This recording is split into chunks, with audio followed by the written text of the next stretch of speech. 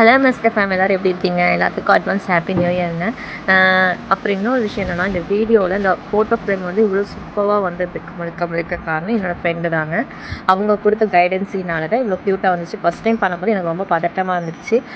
But அவங்க சொன்ன மாதிரி ஆர்கனைசேஷன் பண்ணும்போது எனக்கு சூப்பர் ஃபினிஷிங் டச் வேறு லெவலாக இருக்குங்க.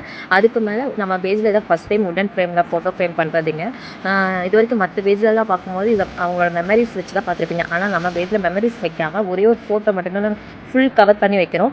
அது அந்த ஃபோட்டோ வேறு யாரும் இல்லைங்க, நம்ம அஜித் சார் ஃபோட்டோ தாங்க இவ்வளோ ஃபுல் பெருசாக வைக்க போகிறோம். உங்களுக்கு இந்த மாதிரி ரெசின் ஒர்க்கில் ஃபோட்டோ ஃப்ரேம்ஸ் வேணும்னா நம்ம பேஜில் ஆர்டர் பண்ணிக்கோங்க. கமெண்ட் செக்ஷனில் ஃபஸ்ட் பின் பண்ணிக்கிறேன். அப்புறம் வந்து ரெசின் ஒர்க்குக்கும் நார்மல் ஃபோட்டோ ஃப்ரேமுக்கு என்ன டிஃப்ரென்ஸ் நிறைய பேர் கேட்குறீங்க. நார்மல் ஃபோட்டோ ஃப்ரேமில் மேக்ஸிமம் வந்து கண்ணாடி தான் முன்னாடி வைக்கிறாங்க. அது வந்து மேபி நீங்கள் கீழே போட்டிங்கன்னா உடஞ்சிரும். ஆனால் பட் ரெசின் ஒர்க்கில் பண்ணுறது மேபி கீழே விழுந்தாலும் உடையிறது வந்து ரொம்ப ரொம்ப கம்மி தாங்க. அதுக்கும் மேலே ப்ரீமியமான லுக் கிடைக்குங்க.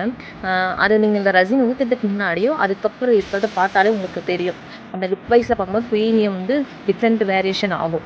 அதனால தான் நம்ம வந்து மோஸ்ட்லி வந்து ரெசின்ஸில் மேக்ஸிமம் இப்போ நிறைய பேர் பண்ணுறீங்க. உங்களுக்கு இந்த ஒர்க் பிடிச்சிருக்கா இல்லையான்னு கமெண்ட்ஸில் சொல்லிடுங்க. கஸ்டமருக்கு வந்து ஹாப்பியாக இல்லையாங்கிறது பார்ட் 3ல் தான் வருங்க. அந்த பார்ட் 3க்காக வெயிட் பண்ணுங்க. பார்ட் 3ல் வந்து பேக்கிங் வீடியோவும் அவங்களுக்கு நான் எப்படி கொரியர் பண்ணுறதும் பார்ட் 3ல் வீடியோவில் போடுறேன். அண்ட் தேங்க்ஸ் டு வாட்சிங்.